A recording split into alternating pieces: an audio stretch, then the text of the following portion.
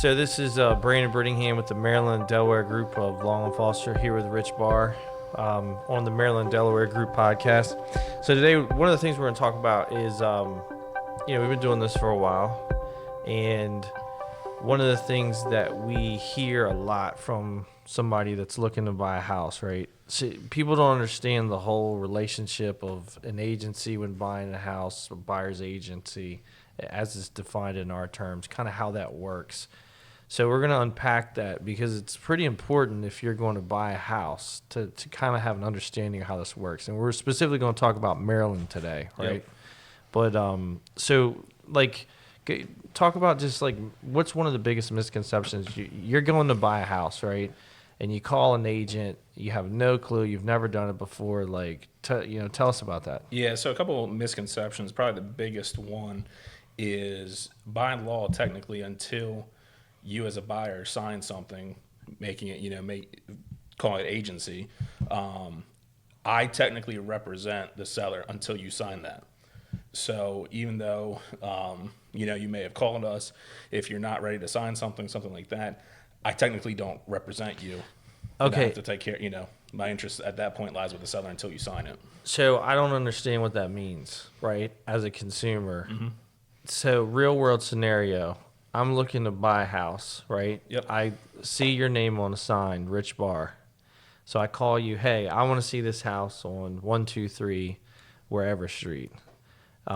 Explain how does that work in that context? So a few different things. So if it's my listing, mm-hmm. number one, I represent the seller. Okay. I cannot represent you as the buyer. Right. So that's kind of one of the misconceptions there. And the other side to that too is a lot of people think that by calling the listing agent that's what they're supposed to do. Right. As an agent, I can represent you. I can show you anything that you want to see. It doesn't necessarily have to be one of my listings. Right. So when you say you can't represent a buyer, that doesn't mean that you can't work with them. If they call you off your sign, that doesn't mean that you don't work with them. Explain, what does that mean you represent them? Yeah, so it's a little different. So, if it's my listing, then I represent the seller, mm-hmm. but the buyer is technically not a client of mine. Right. So I can work with them. I can work, obviously on the seller's behalf, but I can help facilitate the deal, go through the process, get everybody under contract, facilitate and help, all the home inspections and all that kind of stuff to get everybody to the closing table. Right. But it's just a little different, where you don't, by the law, technically represent the seller or the buyer. So from a legal perspective, when you have the house listed, you represent the seller. You can still help facilitate the transaction for the buyer, 100%. but they don't technically have their own buyer representation. Correct. Right? So I think most people don't understand that. So one thing to understand is if you're thinking about buying a house, it is in your best interest to get a buyer's agent to represent you. Mm-hmm. So in that same scenario, a home or a potential home buyer, they could call an agent and have an agent represent them. Sure. Most people don't understand, though, that if you just call an agent randomly off the internet or wherever, until you actually sit down and have that conversation and actually sign paperwork with them, they don't actually represent you. Correct. Right? So in a real world scenario, most consumers who don't know this, they go out and look at a house with an agent. Mm-hmm. Until you formally sign something, they don't understand that agent doesn't represent them. And an agent, when you go to buy a house, you want a real estate agent to represent you. So from a buyer, what does that actually mean? Hey, I want to buy a house. I want to get an agent to represent me. So, that agent, when you're using an agent to represent you, they're looking out for your best interest and only your best interest. From everything from showing you the house to negotiating a potential deal, right? And everything, getting after you're under contract, putting that together, getting under contract, going through the inspection process, guiding you through that, helping you, figure that out and what might make sense and what might not, and then to ultimately get you to the settlement table, to finish the transaction so you can buy that house. So essentially, they're your legal representation of when you go to buy a house. Correct. Right. So And another thing that we hear when someone goes to buy a house that's a huge misconception is, well, I didn't know that you for an example, they go and see a house listed on the street and it's with another real estate company. Mm-hmm. Another real estate company signs in that yard. Your average consumer thinks, your average buyer out there thinks that if you work for a different company, you can't show them the house. Right, and that's totally false. Right. Anything that is listed for sale in the MLS, we can as an agent, you can show. Right. Doesn't matter if it's somebody else's listing, if it's with another company, anything like that. So, if you're an agent like we are, licensed in the state of Maryland, I can show you anything that's listed for sale. Right. So any house that's out there, doesn't matter who it's listed with, doesn't matter whose listing it is. As a buyer's agent, you can show it to them, Mm-hmm. right? So one of the things that we hear a lot of times from the buyers out there, they go and look at a bunch of houses with different agents. Not saying there's anything wrong with that, but there are some disadvantages to that, versus if you have one buyer's agent working for you. What do you think is kind of the advantage versus the disadvantage in that situation? Well, I would say kind of the advantage to me as far as, using one realtor, obviously, once you sign the necessary paperwork, you're only, supposed to work with that realtor. They're Streamlined, right? Everything's streamlined. Especially once as a realtor, we start kind of making that connection and bond, maybe take a look at a couple of houses. That's something that we do every day. Sure. So we a lot of times can help you and kind of understand what you like, what you don't like, maybe what you think that you like, or maybe what you think that you need, and give you some different avenues of kind of what might make the most sense. And it might be exactly what you came in talking about, and it might not. But if you kind of use, different realtors or just call the listing agent each time, they don't really know you. They don't know what you like, what you don't like. And it's almost like starting over each time. Right. Yeah. So the other thing too is a good buyer's agent, it extends past just selling you a house, right? Mm-hmm. So I'm getting ready to buy my first house. All kinds of things I got to worry about: getting insurance, getting a loan, a timeline. How does this all work? When do I get out of my lease? Right. So for your average consumer, that's a lot to take on, and it's kind of stressful. So, Sure. What are some of the things a good buyer's agent is going to take off of you and kind of help facilitate outside of just helping you find a house? Sure. Yeah, absolutely. I mean, there's so many different things. We kind of talked about this on the last podcast as far as getting pre-approved. Right. So if you come, and you're already pre-approved, that's awesome. You're already kind of ahead of the game. Right. But something that a good buyer's agent will do is, have a handful of lenders that they can recommend to you, help facilitate that process, get you in to talk to them. And obviously they can't physically get you pre-approved, but they can point you in the right direction, the people that you can use. So that's something number one, as far as getting pre-approved, things like that. Don't be afraid of that. Yeah. And definitely, if you call an agent and they ask you if you're pre-approved, don't be afraid of that either. You have to understand that they are in their mind starting that process of how best to help you. And a lot of times if you say, no, I'm not pre-approved, that's probably the best place to start. Right. From there, obviously, kind of like we talked about, is navigating the process. If you're pre-approved for a certain number, there's no reason to look at houses that are way out of your price range or potentially way under or something like that. And that's kind of another misconception too, is once you get pre-approved, then you really know what you can afford, and what you can afford in your payment also could be two different things. Sure. What you might feel comfortable with. Right. And that's something as a buyer's agent that we think about and, want to incorporate as we're showing you the house. Right.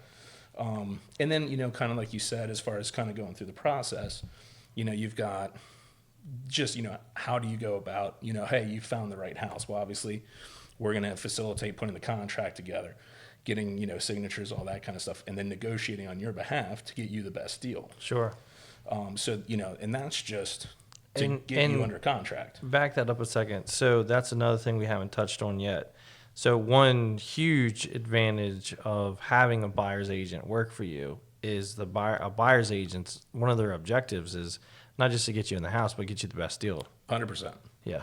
100%. I mean, and that's part of why, you need somebody to represent you. Right. You're not just to get you through the process, like you said, but, part of that is negotiating the best deal. Sure. And then, part of that too is understanding, what's going on in your marketplace, days on market, things like that. Is it knowing the inventory? Right. If this house is something that you like and you know that there's going to be strong interest, then as an agent, I need to be able to make a recommendation of, here's what I think, we should start at, or is it full price, or even, there's Right. houses today that they go on the market, they're going to be gone in 24 hours. Sure. We might be even talking about offering more, putting in an escalation clause, all those things that really go into being a good agent that the average buyer, consumer, and quite honestly, some other agents don't even totally understand. Right. Yeah. So the other thing too is, good buyer's agency is going to help facilitate insurance for you, line up home inspections, kind of walk you through that whole process. So if you're thinking about buying a house, to give you kind of a brief timeline, once you start working with a buyer's agent, let's say you find a house in 2-3 weeks, from there, depending on the loan type that you get, you're going to be 30 to 45 days before you go to settlement, maybe 60, right? So you put a house under contract, you go through the home inspection process, you get an appraisal, and then the entire time the bank is working in the background to facilitate your loan to get you there. And a good buyer's agent, another thing they're going to do is when you get through the home inspection process, they're going to negotiate to get the repairs that you need, especially the repairs that you want, but not just, the big things they're going to negotiate for you, but also the things you want they're going to negotiate as well. Sure. Tell us a little bit about how that kind of works. Yeah, so, in the average home sale, you almost kind of negotiate twice, right? Sure, so, up front, you're negotiating price and maybe some terms and things like that. And then after that, as you're doing, you have a limited amount of time to get your inspections done, to get those reports back, to go through, as an agent with your client. And like you said, just, pick out, what are the big things that need to be fixed? Are there things that, specifically jump out to you that you want fixed? Maybe you want everything fixed. Maybe you don't want anything fixed. Right. But the thing about that, one, time is of the essence to get all that stuff handled. But then two, as an agent, you have to really understand sometimes, what really is a big deal, what maybe isn't a big deal, and then figure out what the best way to for everybody to get exactly what they want, or to make the best deal you can. Right. And sometimes that is physically having the seller fix the items. Sometimes that might come in some sort of a credit. Right. There's a lot of different ways to handle it, but again, as a good buyer's agent understands that and understands what maybe might make the most sense for you as the consumer, as the buyer, and that's kind of how you kind of go back with that. But it's not a difficult process, but it's something that, especially because it's time specific, that you have to be on top of that and make sure that you're taking care of your clients and getting everything done that needs to get done. Right. And flip side of that is, let's just say that you go look at a property and you don't have representation. Let's just say the agent represents the seller. Yeah. As a consumer, you may not know that. Sure. You may not know that you're unrepresented. You hopefully that's explained to you by the agent, but unfortunately sometimes it's not. So all of these things, there's a lot of things that go into purchasing a house, and if you don't have representation, it may not work out as the best, easiest, seamless process, because ultimately you could be working with an agent that represents the seller. Yeah, absolutely. And again, you want to go to court without a lawyer. Right. So, exactly. and that's kind of extreme. Great analogy. But it's really similar. Don't buy a house, obviously, without representation, or somebody that, the representation that you feel comfortable with. Yeah. So to kind of recap, when you go to buy a house, probably one of the first step you should do is contact someone, interview a few agents, interview 3 or 4, sit down, talk to them, kind of get your needs on the table as to what you're looking for, and have that discussion and as to what you want in an agent. One thing that I always say is a really good agent is a great educator. They're not a great salesperson. So, if you feel like you get in front of somebody and they're really educating you on the process and educating you on the market, you've probably got a good agent. But that's probably step number 1, and then that agent can guide you through what you do throughout the process. Also recapping is, when you go to buy a house, it doesn't matter who the house is listed with. That one agent can help you look at anything that's out there.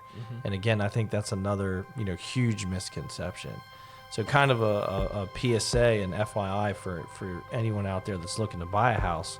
You know, the most important step is to get your own representation, right? And hire a professional that's going to protect your interest. Interview a few agents, pick the one you want to work with, and that's where you start your process. Yeah, absolutely. So we're here today talking about buyer's agency and when you want to buy a house, kind of the process of how it works. So hopefully you got some good information about the process of when you're thinking about purchasing a home. I'm Brandon Brittingham here with the Maryland and Delaware Group along with Foster with Rich Barr. Thank you guys for listening. Hope this information helps you on your home buying journey.